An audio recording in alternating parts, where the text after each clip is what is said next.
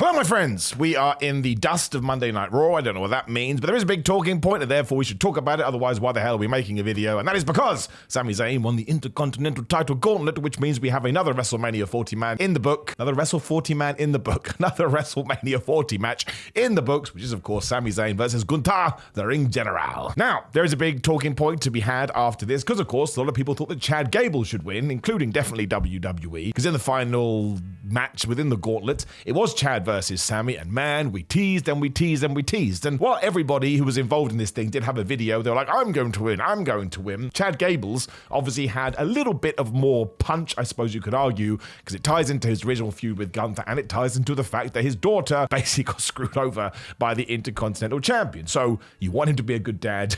You want him to be a good father. You think he was going to seek revenge. And as of me speaking to you right now, that's not going to happen because he did lose. So it means we have to ask the question, was this a mistake by WWE? And of course, the answer is no. We can end the video there, but I shall give you a context with this because some people are insinuating that maybe Chad Gable's shoulders weren't actually down for the 1, 2, 3. And there are lots of people posting pictures on the internet now. I'll try and remember to put that one up on the screen so you can see for yourself. If that is the case, I don't think it was actually planned because Sami and Chad Gable were hugging afterwards and Gunther came out and he stared right at Sami Zayn. But even if we do this, the two scenarios are pretty good, right? We're either going to get Chad Gable versus Sami Zayn versus Gunther for the belt, which would be amazing, or we're going to get Sami Zayn versus Gunther for the belt. And if we can kind of heat up Sami Zayn in the same way that he was around about a year ago, because we're in that Elimination Chamber ballpark from 2023, then man, that is going to be awesome. He can beat Gunther. And then for everyone that was sad that he didn't win the Universal Championship against Roman Reigns in Montreal, it's never going to be the same because you can never recreate that moment. But hopefully we can kind of take some of that momentum and place it on him.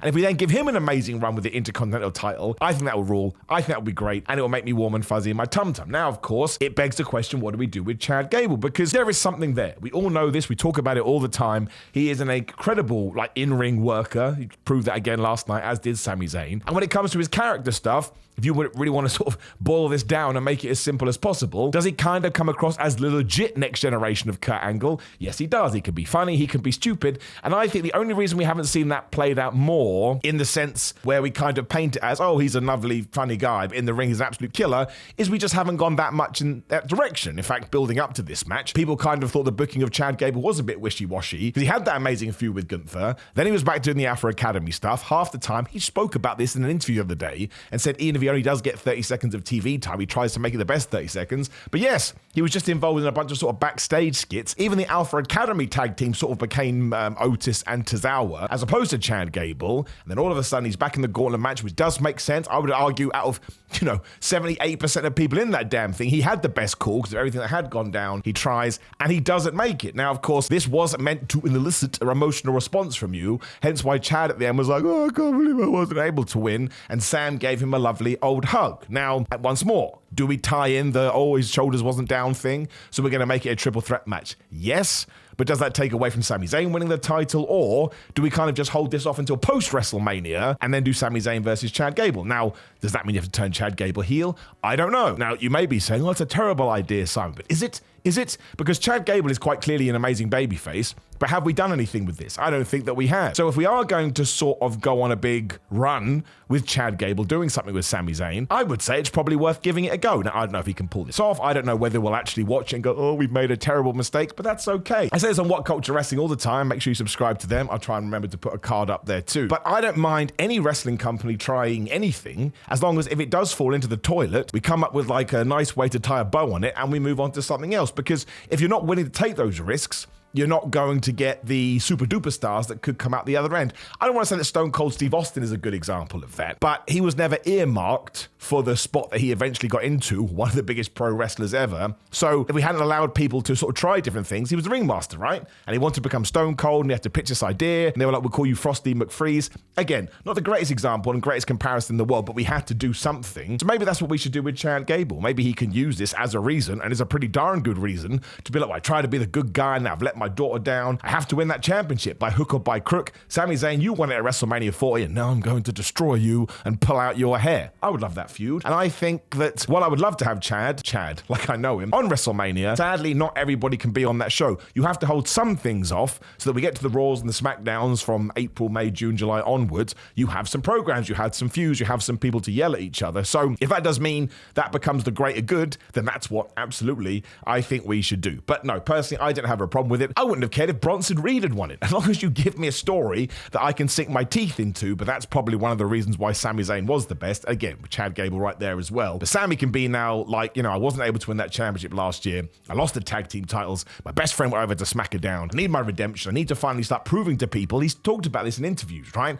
I need to start proving to individuals that I can win the big one. And the Intercontinental title right now is a big one. Gunther talked about this. 640 days he's been champion? And this is another cool thing about WrestleMania, because if Sami Zayn wins and Cody Rhodes wins and a bunch of other people, at least one of them has to have a short title reign. Doesn't make a difference to them. They're the babyface of the champion. You can screw them out the title or do whatever the hell you want to do. But that way we just keep people guessing, because it's amazing that WWE has updated a lot of their records for 2024, because a lot of them were from 20, 30 years ago, which kind of does have this idea that, things were better back then. No, let's update those things. But we also want to bring back a little bit of unpredictability, and I think you can do that with a quick title change. I would do it with Cody, personally, but you can do it with the Intercontinental title as well. And then, you get to SummerSlam and they win it all back. Who the flub cares? We talked about this in another video, and I'll use him as an example again. Steve Austin would win that title and lose that title all the time, but it didn't matter because the fans were connected with him and they were invested in him chasing it and trying to get it back. For example, just to pull something else in here, Rhea Ripley versus Becky Lynch. I think Becky can lose that 100%. Now, there is a little bit of a edge in the machine. That's not a saying, because Liv Morgan screamed at Rhea when she came out to talk to Becky Lynch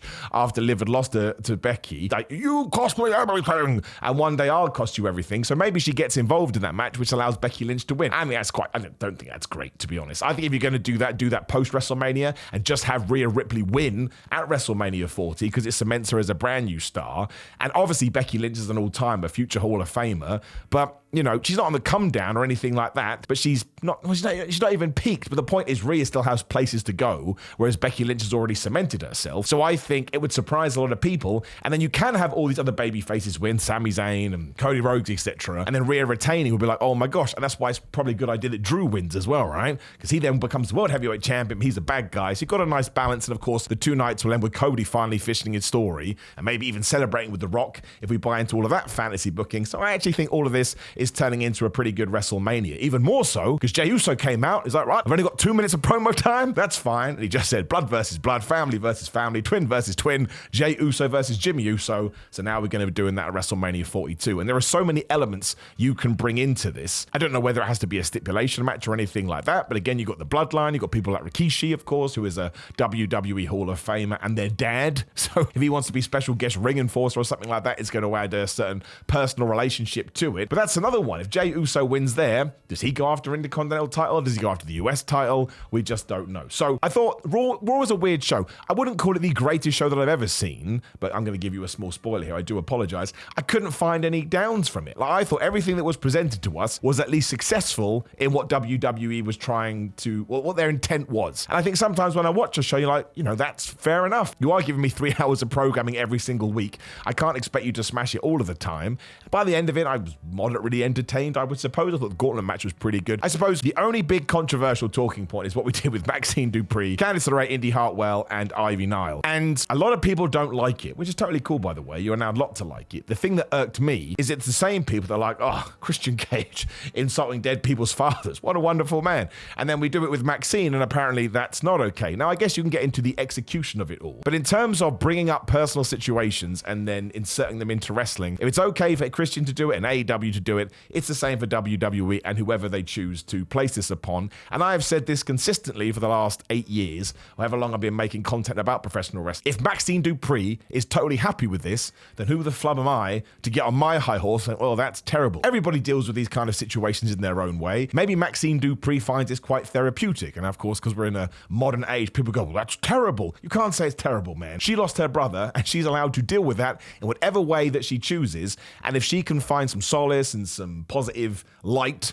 from the darkness, I don't know why I'm talking like I'm some kind of riddle, that to me is a good thing. And we really need to see how it's going to play out. Like, I was a bit of a nerd with this. If I was going to have any issue with it, it's that I don't buy Candice LeRae as a heel. But it's week 1, potentially week 2, and it did give us the greatest new professional wrestling finisher ever, which is, murder somebody emotionally and then just boot them in the head. Poor Indy Hartwell. Let's take wrestling as on the up and up, right? Wrestling is totally legit. Indy Hartwell is just watching this going, why is my friend so horrible? And I have to pin this woman? I don't think that's very fair. But I suppose it's kind of cool that we brought in the actual internet reaction to the whole Maxine Dupri situation at a house show. Sometimes it's nice when you blur the lines with reality and kayfabe.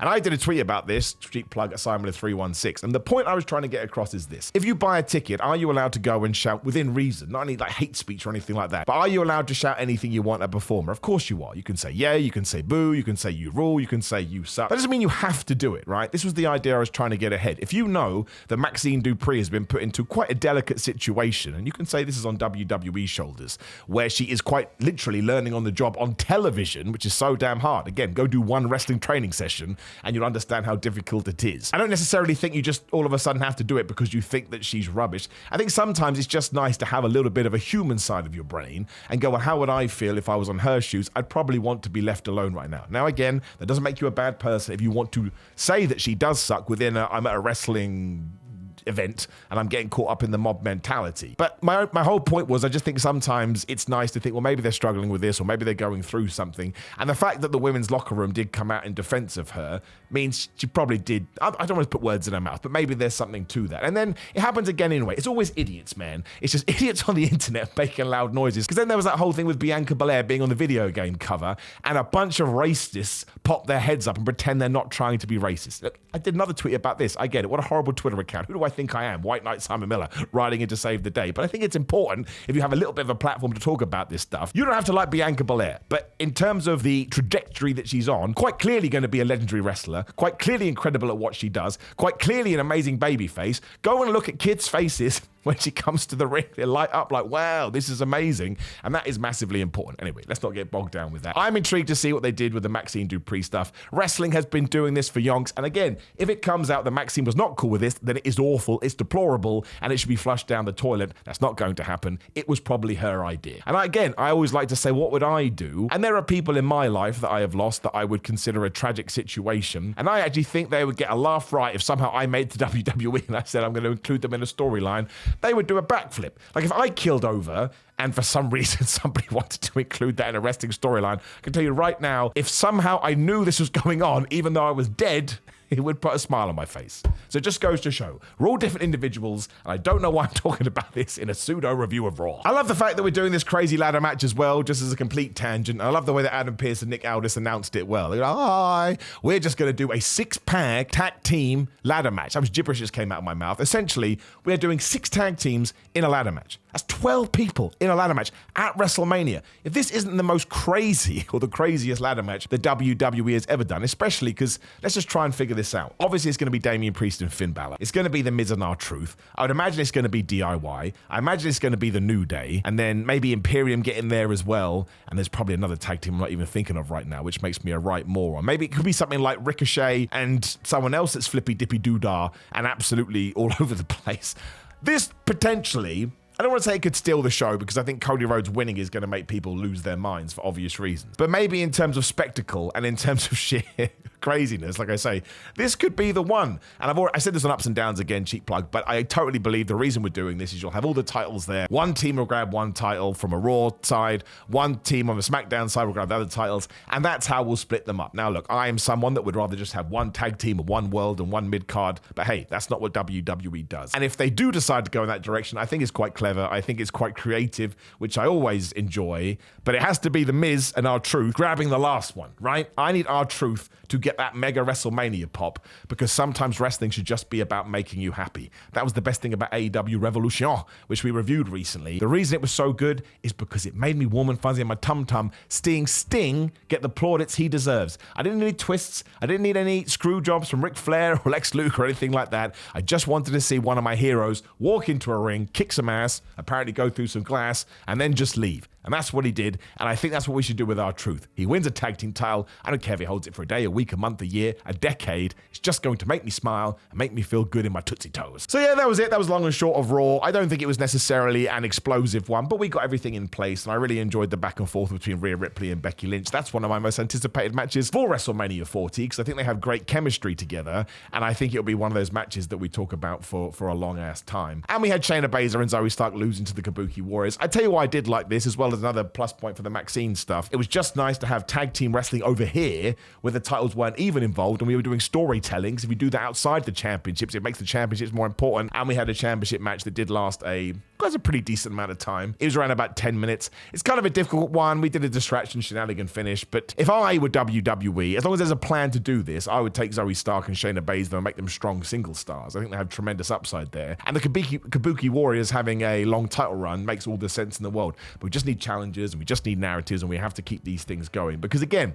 if we are going to feature these belts on television, they have to be featured. They cannot vanish. And I think that we did that pretty well. And I feel like we're teasing Dominic Mysterio versus Andrade at WrestleMania 2. The use of Andrade has been very strange. He came back at the Royal Rumble, which was like 6, maybe even 7 weeks ago now. And he had one match against someone who I can't even remember. He beat them pretty easily. Oh, it was Apollo Crews. It's totally strange. He went away again. So yeah, that's a little bit of a weird comeback, but he may just be caught up in the WrestleMania build. And I don't know. You tell me. That's what the comments are for. And when you are down there, make sure you click the notification bell, like the video, share the video, and subscribe. Click the video on the screen. It'll be me talking about wrestling, which I hope you do appreciate. Otherwise, why are you here? Although, please don't go. GorillaMind.com/Simon. Just Simon, get 10% off. And for the next couple of days, the brand new pre-workout Gorilla Mind, Gorilla Mode, is on sale. I've tried it. It's wonderful. It's crazy. It will give you the maddest but best gym pumps ever. Do you need a gym stimulant before you go work out? No. Do I use it and do I like it? Yes. That's as much as I can tell you. Use code Simon, like I say. Patreon.com/Simon316 is Simon316 on social media. Simon J. Miller on TikTok. Simon Miller on Cameo. If you want to shout out, always enjoy doing those.